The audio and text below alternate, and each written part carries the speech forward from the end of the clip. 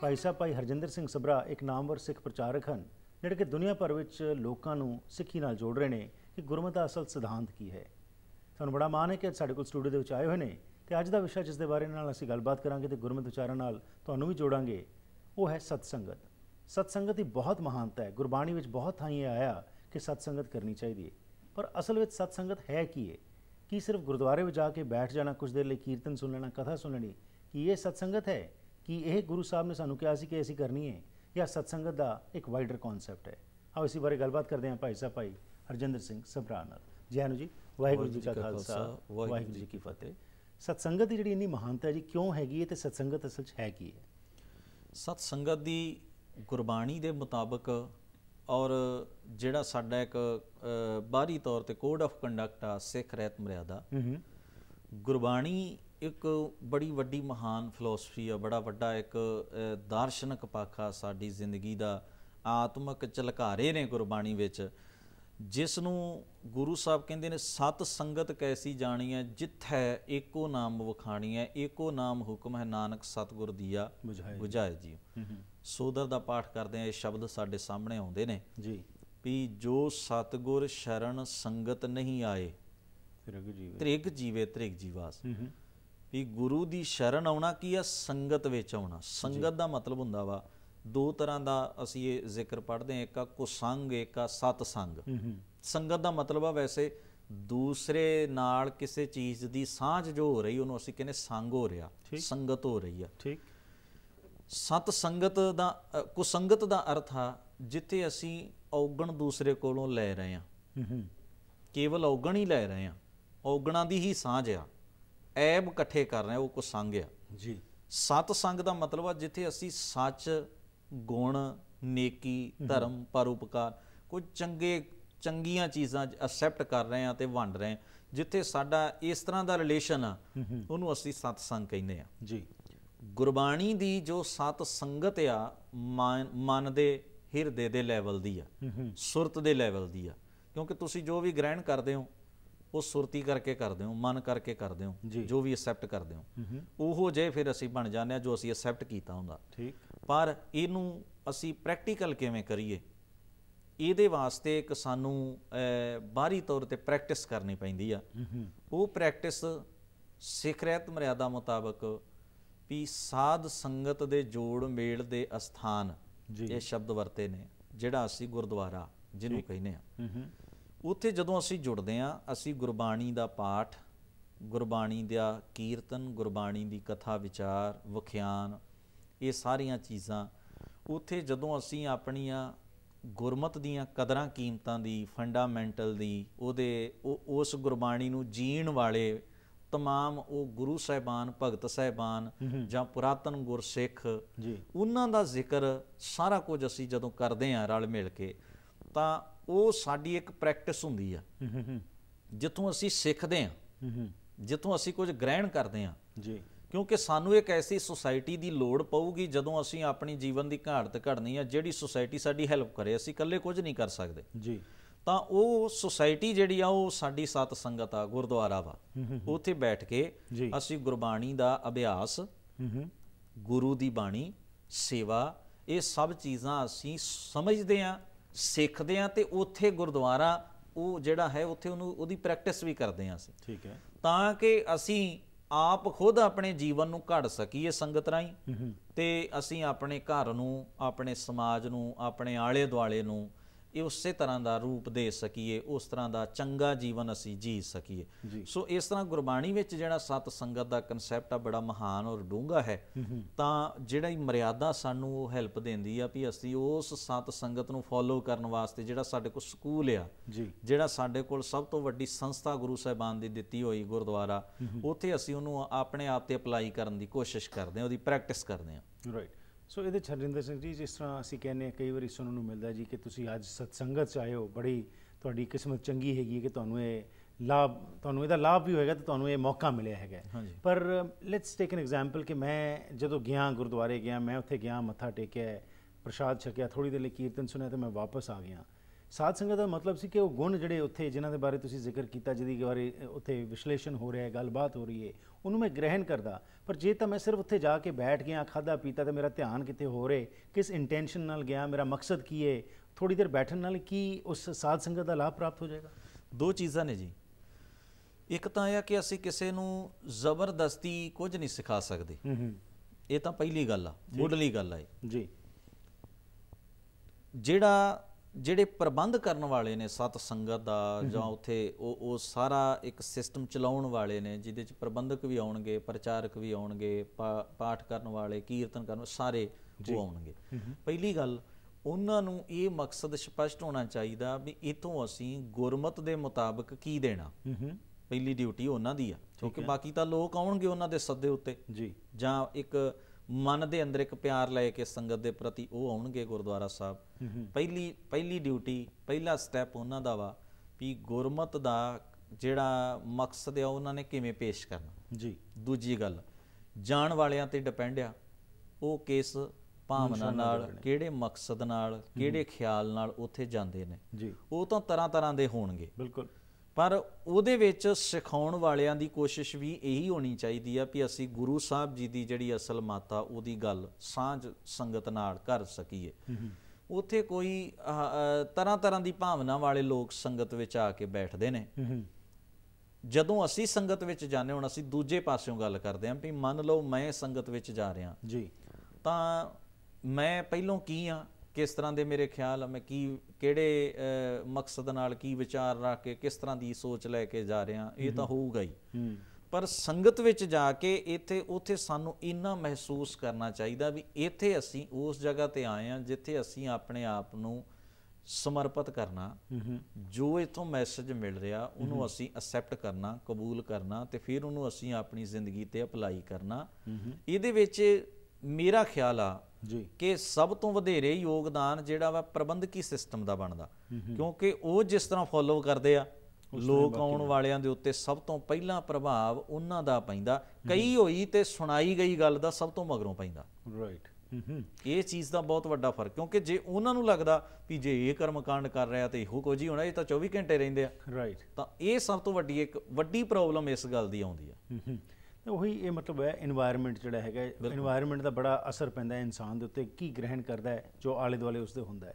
ਸੋ ਮਕਸਦ ਤਾਂ ਇਹ ਹੋਣਾ ਚਾਹੀਦਾ ਸਾਧ ਸੰਗਤ ਦੀ, ਤੁਹਾਡੇ ਤੇ ਤਦ ਹੀ ਬਖਸ਼ਿਸ਼ ਹੋਏਗੀ ਜੇਕਰ ਤੁਸੀਂ ਉੱਥੇ ਜਾ ਕੇ ਕੁਝ ਗ੍ਰਹਿਣ ਕਰ ਰਹੇ ਹੋ, ਕੁਝ ਤੁਹਾਡੇ ਜੀਵਨ ਵਿੱਚ ਜੋ ਗੁਰੂ ਦੀ ਮੱਤ ਲੈ ਕੇ ਆ ਰਹੇ ਹੋ। ਪਰ ਜੇਕਰ ਉੱਥੇ ਜਾ ਕੇ ਹੀ ਬੈਠ ਗਏ ਤੇ ਇਹ ਸਮਝ ਲਿਆ ਬਖਸ਼ਿਸ਼ ਹੋ ਗਈ, ਇਹ ਇੱਕ ਬੜਾ ਗਲਤ ਜਿਹੜਾ ਪ੍ਰਚਾਰ ਚੱਲਦਾ ਹੈਗਾ ਕਿ ਜੇ ਤੁਸੀਂ ਸਾਧ ਸੰਗਤ ਚਾਹੋ ਤੁਹਾਡੇ ਤੇ ਬੜੀ ਬਖਸ਼ਿਸ਼ ਹੋ ਜਾਣੀ ਹੈ, ਜਾਂ ਤੁਸੀਂ ਇੱਕ ਮਕਸਦ ਨਾਲ ਜਿਹੜਾ ਨਾ ਲੋਕਾਂ ਨੂੰ ਜਿਹੜਾ ਜੋੜਿਆ ਜਾ ਰਿਹਾ, ਉਹ ਬਖਸ਼ਿਸ਼ ਤਾਂ ਤਦ ਹੀ ਹੋਏਗੀ ਜੇਕਰ ਮੈਂ ਲੈਣ ਲਈ ਤਿਆਰ ਹੈਗਾ। ਬਿਲਕੁਲ। ਤੇ ਜੇਕਰ ਮੈਂ ਤਿਆਰ ਹੀ ਨਹੀਂ ਹੈਗਾ ਤੇ ਮੇਰਾ ਸਿਰਫ ਇੰਟੈਂਸ਼ਨ ਹੀ, ਮੇਰਾ ਮਕਸਦ ਹੀ ਕੁਝ ਹੋ ਰਿਹਾ, ਤੇ ਕਿਸ ਤਰ੍ਹਾਂ ਹੋਏਗੀ? ਹਾਂਜੀ, ਪਹਿਲਾਂ ਤਾਂ ਵੇਖੋ ਜੀ, ਇਹ ਬਖਸ਼ਿਸ਼ ਦਾ ਪਹਿਲਾ ਭਾਵ ਤਾਂ ਇਹ ਸਮਝਣਾ ਚਾਹੀਦਾ ਵੀ ਚਲੋ ਇਹ ਆਏ ਸਮਾਂ ਕੱਢ ਕੇ, ਇਹਨਾਂ ਨੂੰ ਇੰਨਾ ਤੇ ਪਤਾ ਵੀ ਇਹ ਜਗ੍ਹਾ ਜਿਹੜੀ ਚੰਗੀ ਆ, ਇੱਥੇ ਆਉਣਾ ਚਾਹੀਦਾ, ਇਹਨੂੰ ਵੀ ਅਸੀਂ ਬਖਸ਼ਿਸ਼ ਦਾ ਇੱਕ ਹਿੱਸਾ ਕਵਾਂਗੇ, ਇੱਕ ਰੂਪ ਕਵਾਂਗੇ। ਪਰ ਸੰਪੂਰਨ ਰੂਪ ਵਿੱਚ ਉਹ ਬਖਸ਼ਿਸ਼ ਦੇ ਪਾਤਰ ਤਾਂ ਬਣਨਗੇ ਜੇ ਉਹ ਉੱਥੇ ਬੈਠ ਕੇ ਗੁਰਬਾਣੀ, ਜਿਵੇਂ ਕਿ ਬਾਣੀ ਚ ਮਹਾਰਾਜ ਨੇ ਲਿਖਿਆ, ਮੇਰੇ ਰਾਮ ਹਮ ਬਾਰਿਕ ਪ੍ਰਭ ਕੇ ਹੈ ਇਆਣੇ, ਧੰਨ ਧੰਨ ਗੁਰੂ ਗੁਰ ਸਤਿਗੁਰ ਪਾਂਧਾ, ਜਿਨ ਹਰ ਉਪਦੇਸ਼ ਦੇ ਕੀਏ ਸਿਆਣੇ। ਮੈਨੂੰ ਇੱਕ ਸੱਜਣ ਕਹਿੰਦੇ ਤੁਸੀਂ ਸੁਣਾਉਂਦੇ ਤੇ ਬਾਣੀ ਹੋ, ਕੀਰਤਨ ਬਾਣੀ ਦਾ ਕਰਦੇ ਹੋ, ਕਥਾ ਬਾਣੀ ਦੀ ਕਰਦੇ ਹੋ, ਪਰ ਜਦੋਂ ਤੁਸੀਂ ਮਗਰੋਂ ਇਹ ਗੱਲ ਕਹਿ ਦਿੰਦੇ ਹੋ ਵੀ ਹੋਈਆਂ ਭੁੱਲਾਂ ਚੁੱਕਾਂ ਦੀ ਖਿਮਾ ਬਖਸ਼ੋ, ਇਹ ਕਿਉਂ ਕਹਿੰਦੇ ਹੋ ਤੁਸੀਂ? ਮੈਂ ਉਹਨਾਂ ਨੂੰ ਬੇਨਤੀ ਕੀਤੀ, ਮੈਂ ਕਿਹਾ ਜੀ ਤੁਹਾਨੂੰ ਸਿਖਾਉਣ ਵਾਲੇ ਅਸੀਂ ਨਹੀਂ ਆ, ਤੁਹਾਨੂੰ ਸਿਖਾਉਣ ਵਾਲੇ ਗੁਰੂ ਗ੍ਰੰਥ ਸਾਹਿਬ ਨੇ। ਉਹਨਾਂ ਨੂੰ ਐਕਸਪਲੇਨ ਕਰਦੇ ਆ ਜੀ, ਉਹਨਾਂ ਦੀ ਗੱਲ ਤੁਹਾਡੇ ਨਾਲ ਸਾਂਝੀ ਕਰਦੇ ਆ। ਸਾਡੇ ਕੋਲੋਂ ਬਹੁਤ ਕੁਝ ਸ਼ਬਦਾਂ ਦੀ, ਕਹਿਣ ਦੀ, ਕਥਨੀ ਦੀ ਬੜੀਆਂ ਵਾਧਾਂ ਘਾਟਾਂ ਸਾਡੇ ਕੋਲੋਂ ਹੁੰਦੀਆਂ, ਜੋ ਵੀ ਹੁੰਦੀਆਂ ਨੇ। ਅਸੀਂ ਮੁਆਫੀ ਤੁਹਾਨੂੰ ਬਾਣੀ ਸੁਣਾਉਣ ਦੀ ਨਹੀਂ ਮੰਗਦੇ, ਅਸੀਂ ਬਾਣੀ ਆਪਣੀ ਇੰਟਰਫੇਅਰ ਦੀ ਮੰਗਦੇ ਆ ਵੀ ਜੋ ਅਸੀਂ ਵਿੱਚ ਇੰਟਰਫੇਅਰ ਕਿਤੇ ਕਰ ਲਿਆ ਹੋਊਗਾ, ਅਗਰ ਗੁਰਮਤ ਦੇ ਦਾਇਰੇ ਤੋਂ ਅਸੀਂ ਕਿਧਰੇ ਭਟਕੇ ਆ ਤਾਂ ਅਸੀਂ ਉਹਦੀ ਖਿਮਾ ਤੁਹਾਥੋਂ ਮੰਗ ਰਹੇ ਹਾਂ ਵੀ ਅਸੀਂ ਸਹੀ ਮੈਸੇਜ ਤੁਹਾਨੂੰ ਕਨਵੇ ਨਹੀਂ ਕਰ ਸਕੇ। ਅਗਰ ਸਾਡੀ ਭੁੱਲਾਂ ਤੇ ਅਸੀਂ ਮੁਆਫੀ ਚਾਹੁੰਦੇ ਆ।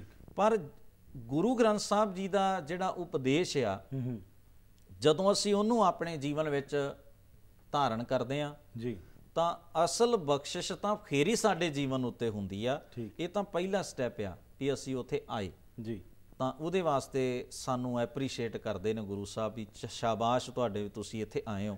ਪਰ ਦੂਸਰੀ ਚੀਜ਼ ਇਹ ਆ ਵੀ ਜਦੋਂ ਤੁਸੀਂ ਉਤੋਂ ਉਹ ਗੁਰਮੁਖ ਵਾਲਾ ਜਿਹੜਾ ਕਨਸੈਪਟ ਆ ਬਾਣੀ ਦਾ ਵਿਸ਼ਾ ਵਾ ਮਕਸਦ ਆ ਗੁਰਮੁਖ ਬਣਨਾ, ਜਦੋਂ ਅਸੀਂ ਉਹ ਜੀਵਨ ਨੂੰ ਮੰਨਣ ਵਾਲੇ ਪਾਸੇ ਤੁਰਦੇ ਹਾਂ ਤਾਂ ਸਹੀ ਅਰਥਾਂ 'ਚ ਤਾਂ ਸਾਨੂੰ ਉਦੋਂ ਹੀ ਪਤਾ ਲੱਗਦਾ ਵੀ ਕਿੱਡੀ ਵੱਡੀ ਬਖਸ਼ਿਸ਼ ਗੁਰੂ ਸਾਹਿਬ ਅਕਾਲ ਪੁਰਖ ਸਾਡੇ ਉੱਤੇ ਕਰ ਰਹੇ ਨੇ।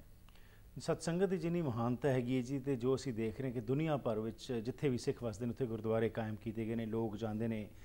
ਪਰ ਇੱਕ ਸਮੱਸਿਆ ਜਿਹੜੀ ਹੁਣ ਆ ਰਹੀ ਹੈ ਕਿ ਨਵੀਂ ਪਨੀਰੀ ਜਿਹੜੀ ਹੈਗੀ ਹੈ ਉਹ ਜੁੜ ਨਹੀਂ ਰਹੀ ਹੈਗੀ। ਹਰ ਪਾਸੇ ਇਹ ਹਾਲ ਹੈ, ਵਿਦੇਸ਼ਾਂ 'ਚ ਵੀ ਹਾਲ ਹੈ ਅਤੇ ਪ੍ਰਾਂਤ 'ਚ ਵੀ ਇਹੀ ਹਾਲ ਹੈਗਾ। ਇਸ ਪ੍ਰਤੀ ਕੁਝ ਗੱਲਬਾਤ ਕਰਦੇ ਹਾਂ ਬ੍ਰੇਕ ਤੋਂ ਬਾਅਦ ਕਿ ਕਿਸ ਤਰੀਕੇ ਨਾਲ ਕੀ ਇਹ ਜੋ ਤੁਸੀਂ ਜੋ ਸਿਸਟਮ ਬਣਾਇਆ ਹੋਇਆ ਹੈ ਕੀ ਇਸ ਵਿੱਚ ਹੁਣ ਕੁਝ ਤਬਦੀਲੀ ਦੀ ਲੋੜ ਹੈ? ਕਿਉਂਕਿ ਕਿਹਾ ਜਾਂਦਾ ਕੋਈ ਵੀ ਜਦੋਂ ਕੰਮ ਕਰੋ ਜੇਕਰ ਉਸਦਾ ਤੁਹਾਡਾ ਪੂਰਾ ਇੰਪੈਕਟ ਨਹੀਂ ਪੈ ਰਿਹਾ ਤਾਂ ਤੁਸੀਂ ਫਿਰ ਐਨਾਲਿਸਿਸ ਕਰਦੇ ਹੋ ਕਿ ਯਾਰ ਕਿਤੇ ਕੀ ਕੁਝ ਕਮੀ ਰਹਿ ਰਹੀ ਹੈ ਜਿਸ ਨੂੰ ਅਸੀਂ ਠੀਕ ਕਰਕੇ ਮੁੜ ਤੋਂ ਉਸ ਨੂੰ ਲੋਕਾਂ ਨੂੰ ਜੋੜ ਸਕੀਏ। ਕਿੰਨਾ ਕੁ ਅੰਦਰ ਭਾਵਨਾ ਹੈ ਉਸ ਗੁਰੂ ਕੋਲ ਜਾ ਕੇ ਉਸ ਦੀ ਸੁਣਨ ਦੀ, ਇਹ ਸਾਨੂੰ ਸਭ ਨੂੰ ਪਤਾ ਹੈ। ਇਸ ਦੇ ਬਾਰੇ ਗੱਲ ਕਰਨੀ ਹੈ ਇਸ ਬ੍ਰੇਕ ਤੋਂ ਬਾਅਦ।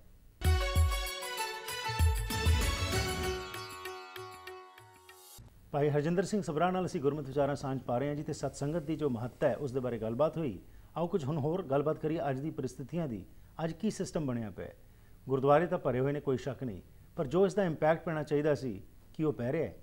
ਅਗੇਨ ਇਸ ਵਿੱਚ ਕੋਈ ਸ਼ੱਕ ਨਹੀਂ ਕਿ ਸਾਨੂੰ ਵੱਧ ਤੋਂ ਵੱਧ ਗੁਰਦੁਆਰੇ ਜਾਣਾ ਚਾਹੀਦਾ ਹੈ, ਆਪਣੇ ਆਪ ਆਪਣੇ ਬੱਚਿਆਂ ਨੂੰ ਨਾਲ ਲਿਜਾ ਕੇ ਪਰਿਵਾਰਾਂ ਸਮੇਤ ਜਾਣਾ ਚਾਹੀਦਾ ਹੈ। ਪਰ ਜੋ ਉੱਥੇ ਉਪਲਬਧੀ ਹੋਣੀ ਚਾਹੀਦੀ ਹੈ ਇਸ ਵਿੱਚ ਜਿੱਥੇ ਸਾਡੇ 'ਚ ਕਮੀ ਹੈ, ਕੀ ਕੁਝ ਸਿਸਟਮ ਵਿੱਚ ਵੀ ਕੁਝ ਚੇਂਜ ਕਰਨ ਦੀ ਲੋੜ ਹੈ ਕਿ ਅਸੀਂ ਬੱਚਿਆਂ ਨੂੰ ਹੋਰ ਪ੍ਰੇਰਿਤ ਕਰ ਸਕੀਏ ਕਿ ਉਹ ਆਪਣੇ ਆਪ ਹੀ ਕਹਿਣ ਮਾਪਿਆਂ ਨੂੰ ਕਿ ਅਸੀਂ ਗੁਰਦੁਆਰੇ ਜਾਣਾ ਚਾਹੁੰਦੇ ਹਾਂ, ਨਾ ਕਿ ਮਾਪੇ ਜਿਹੜੇ ਨੇ ਉਹ ਸਿਰਫ ਇੱਕ ਦਿਨ ਸੈਟਰਡੇ ਜਾਂ ਸੰਡੇ ਨੂੰ ਫੋਰਸ ਕਰਕੇ ਬੱਚਿਆਂ ਨੂੰ ਗੁਰਦੁਆਰਿਆਂ 'ਚ ਲੈ ਕੇ ਜਾਣ। ਔਰ ਇਸ ਬਾਰੇ ਕੁਝ ਗੱਲਬਾਤ ਕਰਦੇ ਹਾਂ ਜੀ ਭਾਈ ਸਾਹਿਬ। ਹਾਂਜੀ, ਪਹਿਲੀ ਤਾਂ ਗੱਲ ਜੀ ਜਿਵੇਂ ਤੁਸੀਂ ਕੀਤਾ ਕਿਹਾ ਕਿ ਸਾਨੂੰ ਇਸ ਚੀਜ਼ ਬਾਰੇ ਪੜਚੋਲ ਕਰਨੀ ਚਾਹੀਦੀ ਹੈ, ਐਨਾਲਾਈਸਿਸ ਕਰਨਾ ਚਾਹੀਦਾ। ਬਸ ਇਹੀ ਤਾਂ ਸਾਡੀ ਸਭ ਤੋਂ ਵੱਡੀ ਪ੍ਰੋਬਲਮ ਆ। ਅਸੀਂ ਐਨਾਲਾਈਸਿਸ ਜਿਹੜਾ ਵਾ ਉਹ ਗੁਰਬਾਣੀ ਬਾਰੇ ਨਹੀਂ ਕਰਨਾ, ਉਹ ਤਾਂ ਸਾਡੇ ਕੋਲ ਫਾਈਨਲ ਗੁਰੂ ਸਾਹਿਬ ਜੀ ਦਾ ਉਪਦੇਸ਼ ਆ। ਅਸੀਂ ਐਨਾਲਾਈਸਿਸ ਕਰਨਾ ਵਾ ਆਪਣੇ ਸਿਸਟਮ ਦਾ, ਵੀ ਜਿਵੇਂ ਅਸੀਂ ਕਰ ਰਹੇ ਹਾਂ ਕੀ ਉਹ ਠੀਕ ਆ, ਜੋ ਸਾਡੇ 'ਚ ਹੋ ਰਿਹਾ, ਜੋ ਸਾਡਾ ਵਿਹਾਰ ਆ, ਜੋ ਸਾਡਾ ਕਿਰਦਾਰ ਆ, ਜਿਸ ਤਰ੍ਹਾਂ ਅਸੀਂ ਪੇਸ਼ਕਾਰੀ ਕੀ ਉਹ ਠੀਕ ਆ। ਉੱਥੇ ਆ ਕੇ ਪ੍ਰੋਬਲਮ ਆ ਕਿਉਂਕਿ ਉਹ ਨਹੀਂ ਹੋਣ ਦੇਣਾ ਚਾਹੁੰਦੇ ਅਸੀਂ। ਜਿਹੜਾ ਵੀ ਉਸ ਪਾਸੇ ਤੁਰੂਗਾ ਅਸੀਂ ਉਹਨੂੰ ਸਿੱਖ ਹੀ ਨਹੀਂ ਮੰਨਾਂਗੇ, ਅਸੀਂ ਉਹਨੂੰ ਕਾਫਰ ਕਹਿ ਦਿਆਂਗੇ, ਅਸੀਂ ਉਹਨੂੰ ਇਹ ਕਵਾਂਗੇ ਤਾਂ ਇਵੇਂ ਕਰ ਰਿਹਾ ਜੀ ਉਵੇਂ ਕਰ।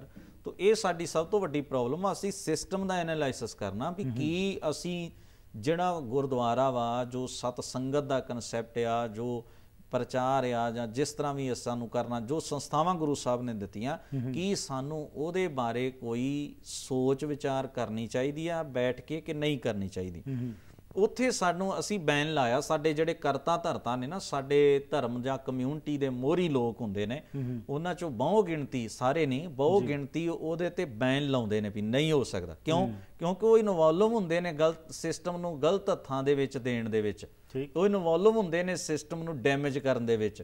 ਇਸ ਕਰਕੇ ਉਹ ਤੁਹਾਨੂੰ ਕਦੇ ਖੁੱਲ੍ਹ ਨਹੀਂ ਦਿੰਦੇ ਕਿ ਤੁਸੀਂ ਇਹਦਾ ਐਨਾਲਾਈਸਿਸ ਕਰੋ, ਇਹਦੀ ਵਿਚਾਰ ਕਰੋ, ਕਿਉਂਕਿ ਉਹਨਾਂ ਦੀ ਜ਼ਿੰਮੇਵਾਰੀ ਹੋਣੀ ਆ, ਉਹਨਾਂ ਤੇ ਜ਼ਿੰਮੇਵਾਰੀ ਆ ਜਾਣੀ ਆ, ਲੋਕ ਉਹਨਾਂ ਨੂੰ ਪੁੱਛਣਗੇ, ਇਸ ਕਰਕੇ ਇਸ ਪਾਸੇ ਤੁਰਨੀ ਨਹੀਂ ਦੇਣਗੇ। ਜਿਹੜੀ ਅਸੀਂ ਆਪਣੇ ਇਤਿਹਾਸ ਵਿੱਚ ਹਿਸਟਰੀ 'ਚ ਪੜ੍ਹਦੇ ਹਾਂ, ਸਿੰਘ ਸਭਾ ਲਹਿਰ ਕੀ ਆ? ਇੱਕ ਐਨਾਲਾਈਸਿਸ ਆ ਨਾ। ਗੁਰਦੁਆਰਾ ਸੁਧਾਰ ਲਹਿਰ, ਗੁਰਦੁਆਰਾ ਸੁਧਾਰ। ਹੁਣ ਜੇ ਅਸੀਂ ਸ਼ਬਦ ਵੇਖੀਏ ਤੇ ਇਹਦਾ ਕੀ ਮਤਲਬ ਹੈ ਵੀ ਗੁਰਦੁਆਰੇ ਨੂੰ ਸੁਧਾਰਨ ਦਾ? ਗੁਰਦੁਆਰਾ ਤਾਂ ਵੈਸੇ ਹੀ ਗੁਰੂ ਦਾ ਦਰ ਆ, ਪਰ ਨਹੀਂ, ਕਿਤੇ ਵਿਗਾੜ ਆ ਪ੍ਰਬੰਧ ਵਿੱਚ, ਗੁਰਦੁਆਰੇ ਦੇ ਪ੍ਰਬੰਧ ਵਿੱਚ ਕਿਤੇ ਵਿਗਾੜ ਆ।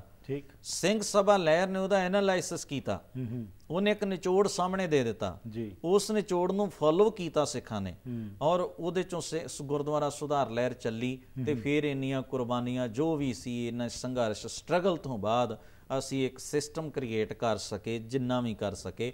ਪਰ ਹੁਣ ਜੇ ਅੱਜ ਜਿਹੜੇ ਪਾਬੰਦੀ ਲਾਉਂਦੇ ਨੇ ਉਹ ਦੱਸਣ ਵੀ ਉਹ ਸਿੰਘ ਸਭਾ ਲਹਿਰ ਦੇ ਜਾਂ ਗੁਰਦੁਆਰਾ ਸੁਧਾਰ ਲਹਿਰ ਦੇ ਸ਼ਹੀਦਾਂ ਨੂੰ ਮੰਨਦੇ ਨੇ ਕਿ ਨਹੀਂ ਮੰਨਦੇ, ਇਹ ਉਹਨਾਂ ਦੀ ਜ਼ਿੰਮੇਵਾਰੀ। ਜਿਹੜੇ ਕਹਿੰਦੇ ਨੇ ਨਹੀਂ ਜੀ ਇਹ ਗੱਲਾਂ ਨਹੀਂ ਹੋਣੀਆਂ ਚਾਹੀਦੀਆਂ, ਉਹ ਦੱਸਣ ਵੀ ਉਹ ਇਸ ਇਤਿਹਾਸ ਨੂੰ ਮੰਨਦੇ ਨੇ ਕਿ ਨਹੀਂ ਮੰਨਦੇ। ਉਹ ਨਨਕਾਣਾ ਸਾਹਿਬ ਦੇ ਸ਼ਹੀਦਾਂ ਨੂੰ ਕੀ ਸਮਝਦੇ ਨੇ, ਇਹ ਤਾਂ ਉਹਨਾਂ ਕੋਲੋਂ ਹੀ ਹੁਣ ਜਵਾਬ ਸਾਨੂੰ ਲੈਣਾ ਬਣਦਾ। ਤਾਂ ਸਾਨੂੰ ਆਪਣੇ ਸਿਸਟਮ ਬਾਰੇ ਪੜਚੋਲ ਕਰਨੀ ਬਣਦੀ ਆ ਵੀ ਕੀ ਅਸੀਂ ਗੁਰਬਾਣੀ ਮੁਤਾਬਕ, ਗੁਰੂ ਸਾਹਿਬ ਦੇ ਆਸ਼ੇ ਮੁਤਾਬਕ ਅਸੀਂ ਕੰਮ ਕਰ ਰਹੇ ਹਾਂ ਕਿ ਨਹੀਂ ਕਰ ਰਹੇ। ਅਸੀਂ ਅਗਰ ਇਸ ਤਰ੍ਹਾਂ ਮਿਲ ਬੈਠ ਕੇ ਕਰਾਂਗੇ ਤਾਂ ਬਿਹਤਰ ਪ੍ਰਬੰਧ ਅਸੀਂ ਦੇ ਸਕਾਂਗੇ, ਨਹੀਂ ਤਾਂ ਨਹੀਂ ਦੇ ਸਕਾਂਗੇ। ਅਸੀਂ ਗਲਤੀਆਂ ਗਲਤੀਆਂ ਕਰਦੇ ਜਾਵਾਂਗੇ। ਐਨਾਲਾਈਸਿਸ ਨਾਲ ਹੀ ਸਾਨੂੰ ਪਤਾ ਲੱਗੂਗਾ ਵੀ ਅਸੀਂ ਕਿੱਥੇ ਸਹੀ ਹਾਂ ਕਿੱਥੇ ਗਲਤ ਹਾਂ। ਦੂਜੀ ਗੱਲ, ਸਾਡਾ ਇੱਕ ਪ੍ਰੋਬਲਮ ਖੜੀ ਹੋ ਗਈ ਆ। ਮੈਂ ਵੈਸੇ ਕਈ ਸੱਜਣ ਮੇਰੇ ਆਪਣੇ ਵੀ ਇਸ ਗੱਲ ਤੋਂ ਮੇਰੇ ਨਾਲ ਗੁੱਸਾ ਕਰ ਸਕਦੇ ਨੇ। ਉਹ ਇਸ ਕਰਕੇ ਕਰ ਸਕਦੇ ਨੇ ਵੀ ਮੈਂ ਇਸ ਗੱਲ ਦਾ ਹਾਮੀ ਨਹੀਂ ਕਿ ਕਿਸੇ ਨੂੰ ਆਪਣੇ ਵਿਚਾਰ ਰੱਖਣ ਤੋਂ ਰੋਕਿਆ ਜਾਵੇ। ਬਿਲਕੁਲ ਠੀਕ। ਸਾਡੇ 'ਚ ਅੱਜ ਇਹ ਪ੍ਰੋਬਲਮ ਆ। ਅਸੀਂ ਪ੍ਰਚਾਰਕਾਂ ਦੇ ਵੀ ਬੋਲਣ ਵਾਲਿਆਂ ਦੇ ਵੀ ਇੱਕ ਧੜੇ ਬਣਾ ਲਏ ਨੇ। ਠੀਕ। ਉਹ ਨਹੀਂ ਬੋਲੂਗਾ ਜੀ, ਇੱਥੇ ਆ ਨਹੀਂ ਬੋਲੂਗਾ, ਤੁਸੀਂ ਮੌਕਾ ਦਿਓ ਉਹਨੂੰ। ਅਗਰ ਉਹਦੀ ਗੱਲ ਗਲਤ ਆ ਤੁਸੀਂ ਉਹਨੂੰ ਗੱਲਬਾਤ ਨਾਲ ਉਹਨੂੰ ਹੱਲ ਕਰੋ। ਠੀਕ। ਇਹ ਕੋਈ ਤਰੀਕਾ ਨਹੀਂਗਾ ਵੀ ਕੋਈ ਬੰਦਾ ਅੰਦਰ ਕਥਾ ਕਰ ਰਿਹਾ, ਬਾਹਰ ਦੂਜੇ ਨਾਰੇ ਮਾਰ ਰਿਹਾ, ਦੂਜਾ ਬੰਦਾ ਅੰਦਰ ਕਥਾ ਕਰ ਰਿਹਾ ਵਾ, ਕੋਈ ਸਾਹਮਣੇ ਬਹਿ ਕੇ ਵਾਹਿਗੁਰੂ ਵਾਹਿਗੁਰੂ ਬੋਲ ਰਿਹਾ। ਇਹ ਤੁਸੀਂ ਕੀ ਕਰ ਰਹੇ? ਇਹ ਫਰਕ ਕੇਵਲ ਇੰਨਾ ਹੀ ਆ ਵੀ ਉਹਨਾਂ ਨੂੰ ਲੜਾਈ ਦਾ ਇੱਕ ਮੈਦਾਨ ਗੁਰਦੁਆਰਾ ਲੱਭ ਗਿਆ। ਮੈਂ ਸਾਰਿਆਂ ਲਈ ਇੱਕੋ ਜੀ ਗੱਲ ਕਰ ਰਿਹਾ। ਇਹ ਜਿਹੜਾ ਤਰੀਕਾ ਵਾ, ਇਹ ਜਦੋਂ ਸਾਡੇ ਅਗਲੇ ਵੀਰ ਭੈਣਾਂ ਜਾਂ ਬੱਚੇ ਵੇਖ ਰਹੇ ਨੇ, ਮੇਰਾ ਨਹੀਂ ਖਿਆਲ ਉਹ ਮੂੰਹ ਕਰਨਗੇ ਇਸ ਪਾਸੇ ਵੱਲ। ਉਹਨਾਂ ਨੂੰ ਅਸੀਂ ਧੱਕੇ ਮਾਰੇ ਹੋਏ ਗੁਰਦੁਆਰੇ। ਦੂਜੀ ਪ੍ਰੋਬਲਮ ਆਈ ਆ ਪ੍ਰਬੰਧਕਾਂ ਤੋਂ ਤੇ ਪ੍ਰਚਾਰਕਾਂ ਤੋਂ। ਜੀ। ਉਹ ਪ੍ਰੋਬਲਮ ਕਿਉਂ ਆਈ ਆ? ਪ੍ਰਬੰਧਕਾਂ ਨੇ ਇਸ ਚੀਜ਼, ਉਹਨਾਂ ਦਾ ਸਾਰਾ ਜ਼ੋਰ ਲੱਗਾ ਹੁੰਦਾ ਵੀ ਜੀ ਗੋਲਕ ਕਿੰਨੀ ਹੋਈ ਤੇ ਕਿੰਨੀ ਹੋਊਗੀ ਤੇ ਕਿੰਨੀ ਹੋਣੀ ਚਾਹੀਦੀ ਆ, ਤੇ ਅਸੀਂ ਕਿੰਨਾ ਲੰਮਾ ਸਮਾਂ ਇੱਥੇ ਕਾਬਜ ਰਹਿ ਸਕਦੇ ਆ, ਤੇ ਸਾਡਾ ਹੀ ਅਸੀਂ ਕਿੰਨੇ ਇਹ ਵੱਧ ਤੋਂ ਵੱਧ ਆਪਣੀਆਂ ਪਦਵੀਆਂ ਦੇ ਰਾਹੀਂ ਫਾਇਦੇ ਲੈ ਸਕਦੇ ਆ, ਔਰ ਕਿੰਨਾ ਪ੍ਰਭਾਵ ਕਮਿਊਨਿਟੀ ਤੇ ਪਾ ਸਕਦੇ। ਉਹਨਾਂ ਦੀ ਤਾਂ ਦੌੜ ਇੰਨੀ ਕੀ ਆ। ਸਾਡੀ, ਮੈਂ ਆਪਣੀ ਜ਼ਿੰਮੇਵਾਰੀ ਲੈਣਾ ਵੀ ਇਹ ਸਾਡੀ ਦੌੜ ਕੀ ਆ, ਅਸੀਂ ਦੂਜਿਆਂ ਨੂੰ ਲਾਗੇ ਹੀ ਨਹੀਂ ਲੱਗਣ ਦਿੱਤਾ। ਠੀਕ। ਨਹੀਂ, ਤੁਸੀਂ ਗੁਰੂ ਗ੍ਰੰਥ ਸਾਹਿਬ ਦੇ ਲਾਗੇ ਨਾ ਆਇਓ, ਤੁਸੀਂ ਨਹੀਂ ਚੌਰ ਕਰ ਸਕਦੇ, ਤੁਸੀਂ ਨਹੀਂ ਬਾਣੀ। ਅਸੀਂ ਜਿਹੜਾ ਗੁਰੂ ਗ੍ਰੰਥ ਸਾਹਿਬ ਵੱਲ ਆ ਰਿਹਾ ਸੀ ਨਾ, ਅਸੀਂ ਉਹਦੇ ਤੇ ਇੰਨਾ ਬੋਝ ਪਾ ਦਿੱਤਾ ਰਸਮਾਂ ਦਾ, ਰੀਤਾਂ ਦਾ, ਉਹਨੂੰ ਇੰਨੀ ਲੰਮੀ ਚੌੜੀ ਮਰਿਆਦਾ ਪੜ੍ਹਾਈ, ਉਹ ਬੰਦਾ ਇੰਨਾ ਡਰਿਆ ਉਹ ਦੁਬਾਰਾ ਵਾਪਸ ਨਹੀਂ ਆਇਆ। ਤਾਂ ਇਹ ਪ੍ਰੋਬਲਮ ਆ। ਅਸੀਂ ਗੁਰੂ ਗ੍ਰੰਥ ਸਾਹਿਬ ਦੇ ਨਾਂ ਤੇ ਜਿਹੜੇ ਅਸੀਂ ਵਿਚਕਾਰ ਬੈਠੇ ਆ, ਅਸੀਂ ਲੋਕਾਂ ਨੂੰ ਬਹੁਤ ਡਰਾ ਰਹੇ ਆ, ਭੈ ਦੇ ਰਹੇ ਆ, ਨਾ ਕਿ ਗੁਰੂ ਗ੍ਰੰਥ ਸਾਹਿਬ ਦੇ ਪਿਆਰ ਦੀ ਗੱਲ ਉਹਨਾਂ ਨੂੰ ਸਿਖਾ ਰਹੇ। ਇਹ ਸਭ ਤੋਂ ਵੱਡਾ। ਸਾਡੇ ਪ੍ਰਿੰਸੀਪਲ ਸਾਹਿਬ ਕਹਿੰਦੇ ਹੁੰਦੇ ਸਨ, ਕੰਵਰ ਮਹਿੰਦਰ ਪ੍ਰਤਾਪ ਸਿੰਘ ਕਹਿੰਦੇ ਸਨ, ਜਿਹੜੇ ਬੱਚੇ ਨੂੰ ਤੁਸੀਂ ਸਿੱਖੀ ਨਾਲ ਜੋੜਨਾ, ਕੋਸ਼ਿਸ਼ ਕਰੋ ਗੁਰੂ ਗ੍ਰੰਥ ਸਾਹਿਬ ਦੀ ਉਹਨੂੰ ਤਾਬਿਆ ਬਿਠਾਉਣਾ ਸ਼ੁਰੂ ਕਰ ਦਿਓ ਜੀ, ਉਹਨੂੰ ਬਾਣੀ ਪੜ੍ਹਨ ਲਾ ਦਿਓ। ਉਹ ਜਿਉਂ-ਜਿਉਂ ਆਪ ਗੁਰੂ ਗ੍ਰੰਥ ਸਾਹਿਬ ਦੇ ਨੇੜੇ ਹੋਏਗਾ, ਉਹ ਤੁਹਾਡੇ ਨਾਲੋਂ, ਤੁਹਾਡੇ ਸਿਖਾਉਣ ਨਾਲੋਂ ਬਿਹਤਰ ਸਿੱਖ ਜਾਏਗਾ। ਇਹ ਬੜੀ ਵੱਡੀ ਉਹਨਾਂ ਦਾ ਇੱਕ, ਮੈਂ ਸਮਝਦਾ ਇਹ ਵਿਚਾਰ ਆ। ਅੱਜ ਅਸੀਂ, ਸਾਡੇ ਪਹਿਲੀ ਬੇਸਿਕ ਗੱਲ ਆ ਬੱਚਿਆਂ ਦੀ, ਜਦੋਂ ਅਸੀਂ ਅਗਲੀ ਜਨਰੇਸ਼ਨ ਜਾਂ ਅਗਲੇ ਵੀਰ ਭੈਣਾਂ ਦੀ ਗੱਲ ਕਰਦੇ ਆ, ਉਹ ਬੇਸਿਕਲੀ ਸਾਡੇ ਘਰਾਂ 'ਚ ਹੀ ਕੁਝ ਨਹੀਂ ਹੈ। ਠੀਕ। ਵਿਖਾਵਾ ਜ਼ਿਆਦਾ ਵਾ ਸਾਡੇ ਘਰਾਂ 'ਚ। ਨਾ ਬਾਣੀ ਦੀ ਗੱਲ ਆ, ਨਾ ਬਾਣੀ ਦੀ ਪੋਥੀ ਆ, ਨਾ ਬਾਣੀ ਦੀ ਕੋਈ ਸਟੀਕ ਆ, ਨਾ ਹਿਸਟਰੀ ਦੀ। ਕਦੇ ਜਦੋਂ ਅਸੀਂ ਬੈਠਦੇ ਆ ਬੜੀਆਂ ਗੱਲਾਂ ਕਰਦੇ ਆ ਕਿ ਅਸੀਂ ਆਪਣੇ ਗੁਰੂ ਸਾਹਿਬ ਬਾਰੇ, ਬਾਣੀ ਬਾਰੇ, ਉਹਨਾਂ ਦੇ ਜੀਵਨ ਬਾਰੇ ਨਹੀਂ ਗੱਲ ਕਰ ਸਕਦੇ। ਉਹ ਅਸੀਂ ਕਰਦੇ ਹੀ ਨਹੀਂ। ਤਾਂ ਉਹ ਬੱਚਿਆਂ ਨੂੰ ਲੱਗਦਾ ਇਹ ਚੀਜ਼ਾਂ ਕੋਈ ਬਹੁਤਾ ਮਾਇਨੇ ਨਹੀਂ ਰੱਖਦੀਆਂ ਹੋਣੀਆਂ, ਤਾਂ ਹੀ ਤਾਂ ਘਰਾਂ 'ਚ ਇਹਨਾਂ ਦੀ ਗੱਲ ਨਹੀਂ ਹੁੰਦੀ। ਨਹੀਂ ਤਾਂ ਇੰਨੀਆਂ ਇੰਪੋਰਟੈਂਟ ਗੱਲਾਂ ਹੁੰਦੀਆਂ ਇਹ ਨਾ ਹੋਣ। ਤਾਂ ਉਹ ਜਦੋਂ ਗੁਰਦੁਆਰੇ 'ਚੋਂ ਇਹ ਗੱਲਾਂ ਸੁਣਦੇ, ਉਹਨਾਂ ਨੂੰ ਬੜੀਆਂ ਆਊਟ ਜਿਹੀਆਂ ਲੱਗਦੀਆਂ ਵੀ ਇਹ ਇੰਨੀਆਂ ਕੋਈ ਬਹੁਤੀਆਂ ਵਧੀਆ ਗੱਲਾਂ ਨਹੀਂ ਹੋਣੀਆਂ। ਨਹੀਂ ਤਾਂ ਸਾਡੇ ਘਰ ਜ਼ਰੂਰ ਹੁੰਦੀਆਂ ਇਸ ਬਾਰੇ ਕੋਈ ਗੱਲ ਜ਼ਰੂਰ ਚੱਲਦੀ। ਤਾਂ ਪਹਿਲੀ ਪ੍ਰੋਬਲਮ ਉੱਥੋਂ ਆਈ ਵੀ ਜਿੱਥੇ ਬੇਸ ਬਣਨਾ ਸੀ ਨਾ, ਉੱਥੇ ਹੀ ਨਹੀਂ ਬਣ ਸਕਿਆ। ਠੀਕ। ਉੱਥੋਂ ਬੇਸ ਜਿਹੜਾ ਵਾ ਉਹ ਉਖੜ ਗਿਆ। ਬਿਲਕੁਲ ਜੀ। ਜਦ ਕਿ ਗੁਰੂ ਸਾਹਿਬ ਨੇ ਤਾਂ ਇਹੀ ਕਿਹਾ ਸੀ ਕਿ ਹਰ ਘਰ ਦੇ ਇੱਕ ਧਰਮਸਾਲ ਹੋਵੇ। ਬਿਲਕੁਲ ਇਹੀ ਕਨਸੈਪਟ ਨਾਲ ਗੁਰੂ ਸਾਹਿਬ ਨੇ ਹਮੇਸ਼ਾ ਹੀ ਗੱਲਬਾਤ ਕੀਤੀ, ਪਰ ਅੱਜ ਅਸੀਂ ਉਸ ਤੋਂ ਦੂਰ ਹੋ ਗਏ ਤੇ ਅਸੀਂ ਸਿਰਫ ਆਸ ਕਰਦੇ ਹਾਂ ਕਿ ਸਿਰਫ ਇੱਕ ਥਾਂ ਤੇ ਹੀ ਜਾ ਕੇ ਸਾਨੂੰ ਕੁਝ ਧਾਰਮਿਕ ਗੱਲਾਂ ਮਿਲ ਜਾਣ ਤੇ ਸਾਡੀ ਰਿਲੀਜੀਅਸ ਆਬਲੀਗੇਸ਼ਨ ਜਿਹੜੀ ਉਹ ਖਤਮ ਹੋ ਗਈ। ਹਾਂ ਬਿਲਕੁਲ। ਦੇਖੋ ਜੀ, ਮੇਰੀ ਜਿਹੜੀ ਆਪਣੀ ਲਾਈਫ ਹੈਗੀ ਆ, ਜਿਹੜੀ ਮੇਰੀ ਉਮਰ ਆ, ਏਜ ਆ, ਉਹ ਕੋਈ ਬਹੁਤੀ ਨਹੀਂ, 30 ਸਾਲ ਦੀ ਆ। ਤੁਹਾਡੀ ਮੇਰੇ ਤੋਂ ਵੀ ਜ਼ਿਆਦਾ ਏਜ ਆ। ਮੈਨੂੰ ਨਹੀਂ ਲੱਗਦਾ ਤੁਹਾਨੂੰ ਛੋਟੇ ਹੁੰਦਿਆਂ ਜਾਂ ਮੈਨੂੰ ਛੋਟੇ ਹੁੰਦਿਆਂ ਕਿਸੇ ਨੇ ਐਸੇ ਸਕੂਲ ਵਿੱਚ ਪੜ੍ਹਾਇਆ ਵਾ ਜਿੱਥੇ ਸਾਨੂੰ ਗੁਰਬਾਣੀ ਤੇ ਸਿੱਖੀ ਪੜ੍ਹਾਈ ਜਾਂਦੀ ਸੀਗੀ। ਨਹੀਂ, ਅਸੀਂ ਕਿਵੇਂ ਇਸ ਪਾਸੇ ਆਏ ਆ? ਕਿਉਂਕਿ ਸਾਡੇ ਤੇ ਕਿਸੇ ਦਾ ਪ੍ਰਭਾਵ ਸੀਗਾ ਜੀ। ਅਸੀਂ ਕਿਸੇ ਦਾ ਪ੍ਰਭਾਵ ਕਬੂਲ ਕੀਤਾ, ਤੁਸੀਂ ਕਿਸੇ ਦਾ ਪ੍ਰਭਾਵ ਕਬੂਲ ਕੀਤਾ। ਇਸ ਕਰਕੇ ਅੱਜ ਤੱਕ ਸਾਬਤ ਸੂਰਤ ਔਰ ਗੁਰਬਾਣੀ ਨਾਲ ਜੁੜੇ ਹੋਏ ਉਹ ਬਜ਼ੁਰਗਾਂ ਦਾ ਘਰ ਦੇ ਵਿੱਚ ਜਾਂ ਸਾਡੇ ਆਲੇ ਦੁਆਲੇ 'ਚ ਕੋਈ ਐਸੀਆਂ ਪਰਸਨੈਲਿਟੀਆਂ ਹੁੰਦੀਆਂ ਨੇ ਜਿਹੜੀਆਂ ਗੁਰਮਤ ਨਾਲ, ਜਿਹੜੀਆਂ ਸਾਨੂੰ ਖਿੱਚਦੀਆਂ ਨੇ ਵੀ ਇਹ ਬਾਕੀਆਂ ਨਾਲੋਂ ਵੱਖਰੇ ਨੇ। ਠੀਕ। ਇਹ ਚੀਜ਼ ਆ। ਅਗਰ ਇਹ ਚੀਜ਼ ਸਾਡੇ ਘਰਾਂ ਵਿੱਚ, ਇਹ ਇਸ ਤਰ੍ਹਾਂ ਦੇ ਵਿਹਾਰ ਵਾਲੇ ਲੋਕ ਹੁੰਦੇ ਨੇ ਘਰਾਂ 'ਚ, ਅਗਰ ਥੋੜ੍ਹੀ ਥੋੜ੍ਹੀ ਡੋਜ਼ ਸਾਨੂੰ ਮਿਲਦੀ ਰਹਿੰਦੀ ਆ ਗੁਰਮਤ ਦੀ, ਧਰਮ ਦੀ, ਆਪਣੇ ਕਲਚਰ ਦੀ, ਤਾਂ ਕੋਈ ਇਹੋ ਜਿਹੀ ਗੱਲ ਨਹੀਂ ਗੀ ਕਿ ਗੁਰਦੁਆਰੇ ਦੀ ਸੰਸਥਾ ਨਾਲੋਂ ਬੱਚਾ ਜਿਹੜਾ ਵਾ ਉਹ ਟੁੱਟ ਜਾਊਗਾ। ਬਾਕੀ ਪ੍ਰਬੰਧਕ ਤੇ ਸਾਨੂੰ ਜਿਹੜੇ ਪ੍ਰਚਾਰਕ, ਉਹਨਾਂ ਨੂੰ ਤਾਂ ਇੰਤਜ਼ਾਮ ਕਰਨਾ ਹੀ ਚਾਹੀਦਾ ਬੱਚਿਆਂ ਦਾ, ਉਹਨਾਂ ਦਾ ਫਰਜ਼ ਹੈਗਾ। ਲੇਕਿਨ ਨਾਲ ਘਰ ਦੀ ਜਿਹੜੀ ਤੁਸੀਂ ਗੱਲ ਕੀਤੀ, ਉਹ ਸਮਾਂ ਹੁੰਦਾ ਸੀ ਜਦੋਂ ਮਾਵਾਂ ਸੀ ਜਦੋਂ ਪ੍ਰਭਾਵ ਦੀ ਤੁਸੀਂ ਜਿਹੜੀ ਗੱਲ ਕੀਤੀ ਕਿ ਮਾਵਾਂ ਗੁਰਬਾਣੀ ਰੋਟੀ ਖਾਂਦੇ ਸਮੇਂ ਖਾਸ ਤੌਰ ਉੱਤੇ ਸਾਖੀਆਂ ਜਾਂ ਗੁਰੂ ਦੀ ਗੱਲਾਂ ਕਰਕੇ ਜੋੜਦੀਆਂ ਸੀ, ਪਰ ਅੱਜ ਅਫਸੋਸ ਕਿ ਉਹ ਚੀਜ਼ਾਂ ਵੀ ਅੱਜ ਸਾਡੇ ਘਰਾਂ ਚੋਂ ਲੋਪ ਹੁੰਦੀਆਂ ਜਾ ਰਹੀਆਂ ਨੇ, ਕਿਉਂਕਿ ਅੱਜ ਇੱਕ ਵੱਖਰੇ ਕਿਸਮ ਦਾ ਮੀਡੀਆ ਜਿਹੜਾ ਹੈ ਉਹ ਸਾਡੇ ਤੇ ਭਾਰੂ ਹੋ ਗਿਆ। ਬਿਲਕੁਲ ਇਹ ਚੀਜ਼ ਆ ਜੀ, ਕਿਉਂਕਿ ਕਲਚਰ ਨਹੀਂ ਰਿਹਾ ਸਾਡੇ ਘਰਾਂ 'ਚ। ਜਿਹੜਾ ਗੁਰਮਤ ਦਾ ਕਲਚਰ ਆ, ਸਿੱਖੀ ਕਲਚਰ ਆ ਨਾ, ਉਹ ਅਸੀਂ ਗਵਾ ਦਿੱਤਾ। ਅਸੀਂ ਵੈਸੇ ਸਾਨੂੰ ਇੱਕ ਪ੍ਰੋਬਲਮ ਹੀ ਕਹੀ ਜਾ ਸਕਦੀ, ਇਹ ਓਪਨਲੀ ਬਿਮਾਰੀ ਲੱਗ ਰਹੀ। ਅਸੀਂ ਸਾਡੀਆਂ ਬੀਬੀਆਂ ਜਿਹੜੀਆਂ ਨੇ ਜਾਂ ਭਾਈ ਘਰਾਂ ਦੇ ਵਿੱਚ ਨੇ ਜੀ, ਉਹ ਜ਼ਿਆਦਾਤਰ ਆਪਣੇ ਆਪ ਨੂੰ ਮਾਡਰਨ ਸਮਝਣ ਦੀ ਗਲਤੀ ਕਰਨ ਲੱਗੇ ਆ।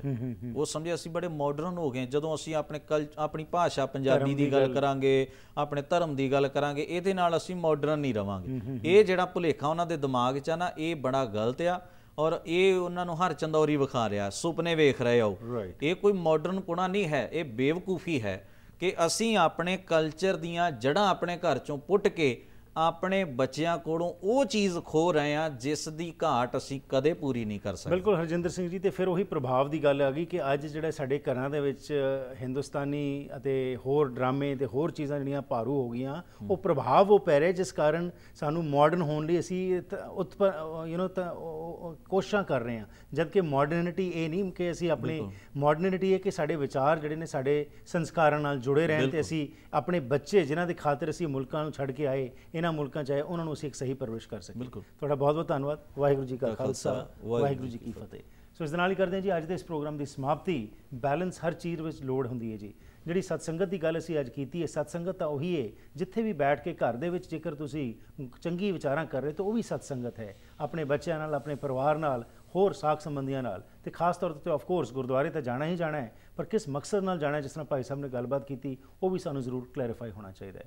ਤੁਹਾਡੇ ਕੋਲ ਕੋਈ ਸਵਾਲ ਹੋਏ ਇਸ ਵਿਸ਼ੇ ਦੇ ਉੱਤੇ ਸਾਡੇ ਨਾਲ ਜ਼ਰੂਰ ਸੰਪਰਕ ਕਰਨਾ 604 603 7555 ਜਾਂ ਫਿਰ ਈਮੇਲ ਰਾਹੀਂ harpreetsingh@gmail.com। ਇਹ ਪ੍ਰੋਗਰਾਮ ਜੇਕਰ ਦੁਬਾਰਾ ਦੇਖਣਾ ਚਾਹੋ ਤਾਂ youtube.com/harpreetsingh ਤੇ ਵੀ ਜਾ ਕੇ ਦੇਖ ਸਕਦੇ ਹੋ। ਫਿਰ ਮੁਲਾਕਾਤ ਕਰਾਂਗੇ, ਤਦ ਤੱਕ ਗੁੱਡ ਬਾਏ।